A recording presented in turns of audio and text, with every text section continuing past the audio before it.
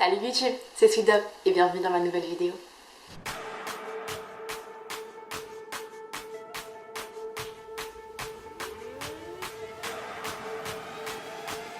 Bon, parlons peu, parlons bien. 8 mois en Australie, 3 états différents, plein de choses à raconter. Du coup aujourd'hui j'ai décidé de vous faire une vidéo pour vous montrer les différences qu'on a entre la France et ici en Australie. Mais j'en ai beaucoup trop, très clairement. Du coup aujourd'hui première partie et dans un mois normalement vous aurez la deuxième partie. Bon, pour cette première partie j'ai décidé de répertorier ça de manière intelligente, j'espère que c'est intelligent ce que j'ai fait. Mais du coup je vais vous parler de tout ce qui tourne autour de la route et du coup des transports en commun ou des transports tout court. Première différence, les camions de poubelle.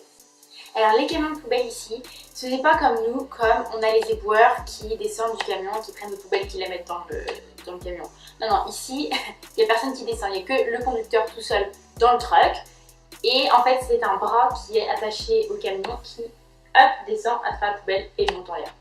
Tout simplement, ils se font pas chier. Deuxième différence, les passages piétons. Les passages piétons sont très compliqués à expliquer. Remarque, une fois qu'on a compris le truc, ça va, mais on a 3 manières de traverser différentes et il faut les savoir parce que si vous ne respectez pas ça, croyez-moi que l'amende ça fait très très mal au cul. Oui, parce que ici, les amendes en Australie, faut mieux les éviter. Hein. Du coup, le passage piéton, et ben parfois on n'en a pas, hein, c'est-à-dire qu'on a l'affaissement du trottoir pour dire que tu peux traverser à cet endroit-là, mais il n'y a pas de passage piéton à proprement parler. C'est-à-dire que s'il n'y en a pas, et ben tu ne traverses pas, il faut t'assurer qu'il n'y ait aucune voiture et que tu es en droit de traverser. Parce que si tu traverses alors que tu n'es pas en droit et qu'il y a la police autour, amende. Deuxième passage piéton, les passages piétons à sonnerie. C'est-à-dire qu'on a donc les passages piétons à proprement parler avec les traits blancs comme chez nous en France qui sont du coup à lumière rouge et vert comme chez nous toujours, où là vous devez bien évidemment attendre la lumière verte et pour savoir que la lumière est verte, vous avez même une petite sonnerie pour vous le rappeler. D'ailleurs est un peu trompeur parce que quand vous avez un passage piéton en carrefour et que vous êtes ici, vu que ça sonne, c'est pour dire que vous pouvez traverser, vous pensez que c'est vous, alors qu'en fait c'est le passage piéton d'à côté, ça peut poser des problèmes. Du coup toujours, ne traversez pas quand c'est rouge. Et enfin, troisième type de passage piéton, les passages piétons toujours à bande blanche, mais cette fois où est-ce que vous êtes prioritaire, vous n'avez pas besoin d'attendre le feu, qui sont signalés par un petit bonhomme qui marche sur Baliban, tout simplement un panneau comme ça pour prévenir les voitures et vous-même que vous êtes prioritaire et que vous pouvez y aller tranquillement sans avoir d'amende, sans vous faire écraser. Parce qu'il faut savoir que très bien, si vous ne respectez pas tous ces problèmes de passage piéton, vous pouvez avoir des amendes, vous pouvez également vous faire tuer parce que ici, contrairement à nous, ce sont les voitures qui sont prioritaires et non pas les piétons. C'est-à-dire que si vous vous écrasez, bah, clairement ils ont le droit. Troisième différence, les bus. Alors les bus, on va en dire beaucoup là-dessus. Déjà, il faut savoir que j'ai fait 3 états différents dans l'Australie. Chaque état, apparemment, les bus, c'est pas du tout ça. Hein. Ils ont problème de bus ici en Australie, je crois. Mais par contre, les bus sont très futuristes, on va dire. C'est-à-dire que déjà, vous avez des boutons stop partout, partout, sur chaque barrière dans le bus, vous avez partout. Moi, je me souviens en France, quand je prenais le bus, pour trouver un bouton pour arrêter le bus, il fallait que je tourne pendant 10 minutes dans le bus pour savoir où est le bouton, très clairement. Ici, vous avez des boutons partout. Et révolutionnaire, vous avez aussi des ports USB dans le bus pour pouvoir charger votre téléphone. Alors, c'est pas dans tous les bus, c'est pas dans tous les états, mais quand j'étais à Perth, j'en avais beaucoup. Toujours en ce qui concerne les bus, les arrêts de bus. Les arrêts de bus ici sont très différents de chez nous. Alors, pour moi, je suis dans l'état de Victoria, ça me paraît normal. Je pense que l'état New South Wales est aussi basique. Mais quand j'étais à Perth, donc à Western Australia, c'est très spécial les arrêts de bus. C'est-à-dire qu'on a 3 arrêts de bus différents. Alors le premier, on a le classique qui est un abri comme chez nous en France, où est-ce que là, vous pouvez potentiellement avoir les horaires de bus sur un panneau, mais bon, ça encore, hein, c'est quand ça dénigre que c'est bon. Ensuite, deuxième arrêt de bus qui est possible de trouver, ce sont des arrêts de bus qui sont en forme de poteaux, pas très grands, hein, qui sont à peu près comme ça, on va dire. Où est-ce que dessus, vous pouvez potentiellement trouver les heures de passage du bus et les numéros de bus, mais c'est pas toujours, hein, encore une fois. Et ensuite, dernier type d'arrêt de bus, que j'ai toujours vu ça à Perth. Et là, je pense que c'est plus bizarre, c'est-à-dire qu'ils ont des arrêts de bus en poteau, mais c'est-à-dire que c'est un poteau, toujours pas très grand, qui, niveau diamètre, doit faire à peu près ça. C'est pour vous dire. Vous voyez un peu la taille d'une batte de baseball? Bah voilà, c'est comme si c'était une batte de baseball plantée sur le sol, très clairement.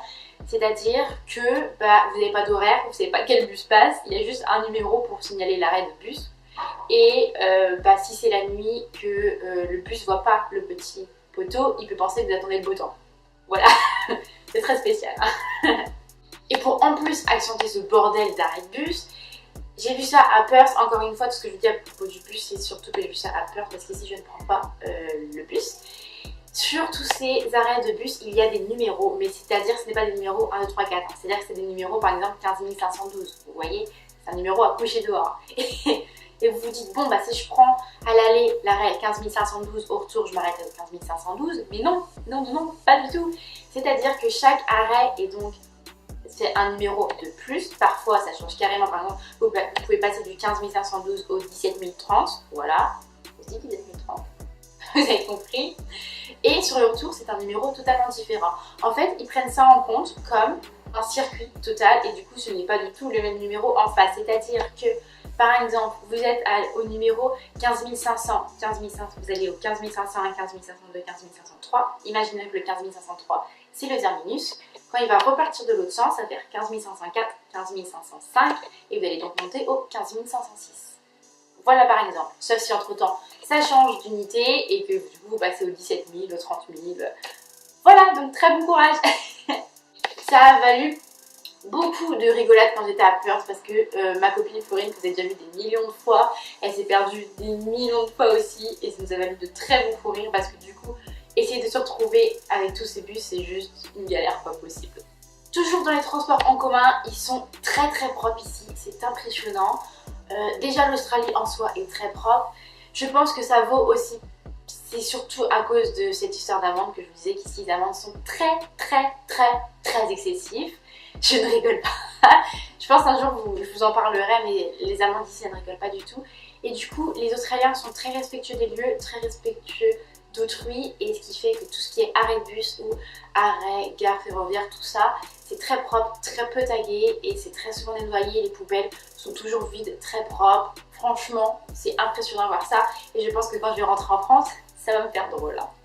Autre différence, les camions.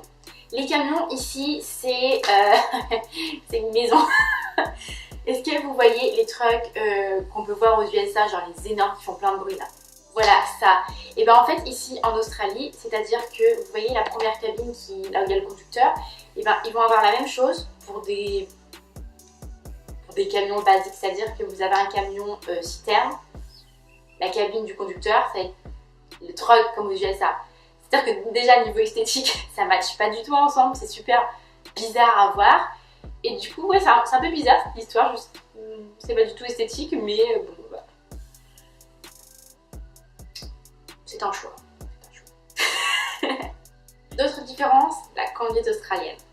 Alors, outre que le fait que la conduite australienne est totalement inversée de la nôtre, on conduit à gauche, on prend les ronds-points à gauche, vous devez penser gauche à chaque fois dans votre tête, gauche, gauche, gauche, gauche. C'est un peu compliqué au début, mais on s'y habitue très très vite. Outre donc ce fait-là, ils sont extrêmement zen. Je n'ai jamais vu des conduites aussi zen de toute ma vie, je pense. À part extrêmement dans les grosses villes, par exemple à Sydney, je les trouve beaucoup moins zen. À Melbourne, ça va encore, ça reste zen, mais bon, on va dire qu'on est sur du normal. Et alors Perth, c'est l'une des plus zen de l'Australie et ça se voit. C'est-à-dire que si vous conduisez quelqu'un qui vous fait une queue de poisson, c'est pas grave. On le laisse faire, on ne klaxonne pas. On ralentit un petit peu et on le laisse passer tranquillement. Première fois que j'ai vu ça, j'étais là, pourquoi tu klaxonnes pas? J'étais avec mon host dans la voiture, je dis pourquoi tu klaxonnes pas? Il me dit pourquoi est-ce que je devrais klaxonner? Je dis oh non mais les gars. Moi je sais pas, en France j'ai l'habitude de klaxonner, dès que quelqu'un me fait chier, je l'insulte, je lui gueule dessus, je sais pas, on est français, on gueule tout le temps. C'est trop méchant ce que je viens de dire, mais c'est la vérité. Ici non, pas du tout, ils ne klaxonnent jamais. Comme je vous disais, à part vraiment à Sydney où c'est vraiment une très grosse ville, très stressante, beaucoup de trafic, où là j'ai vu du klaxon et j'ai reconnu un peu... J'ai l'impression d'être en France, hein, clairement. Mais voilà, sinon c'est très très zen, très très calme. Et c'est impressionnant à voir, mais ça fait beaucoup de bien. Ça fait beaucoup de bien. Les pistes cyclables. Alors, pour cette différence de pistes cyclables, je ne l'ai vue qu'une seule fois, c'est quand j'étais à Perth. En fait, ici, il y a des pistes cyclables sur la rocade, l'autoroute. Voilà.